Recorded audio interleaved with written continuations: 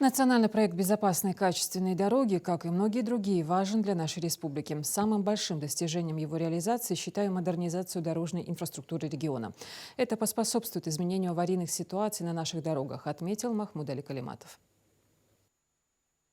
Что удалось сделать в Ингушетии за 6 лет в рамках нацпроекта «Безопасные качественные автомобильные дороги»? Общий объем финансирования составил более 3 миллиардов рублей. Из них 1 миллиард 934 миллиона рублей – средства федерального бюджета, 1 миллиард 764 миллиона рублей – средства регионального бюджета. Это дороги, ведущие к медицинским, образовательным учреждениям, детским садам. Это улицы, названные в честь героев Великой Отечественной войны, а также дороги, проходящие в городе воинской славы – Малгобеке. Сегодня мы можем сказать, что все наши основные транспортные артерии соответствуют техническим нормам. В строительстве дорог применялись современные технологии, которые значительно продлят срок их эксплуатации. Кроме того, многие центральные улицы в городах и районах республики тоже были отремонтированы и благоустроены в рамках нацпроекта «Безопасные и качественные автомобильные дороги». Только благодаря его реализации мы смогли за такой короткий срок выполнить подобный объем работ. В другом случае у нас на это ушли бы долгие годы. Все поставленные цели достигнуты с опережением графика. Это заслуга нашего Министерства автомобильных дорог, инженеров, строителей и многих других.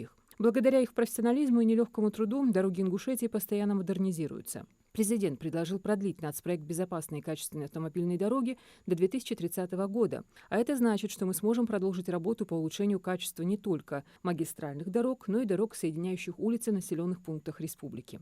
Такого масштабного проекта по модернизации дорожной инфраструктуры в республике еще не реализовывали. В связи с этим хочется выразить глубокую благодарность президенту России, который инициировал национальные проекты, и правительству России, которое помогало нам во всех вопросах, касающихся достижения показателей национальных целей.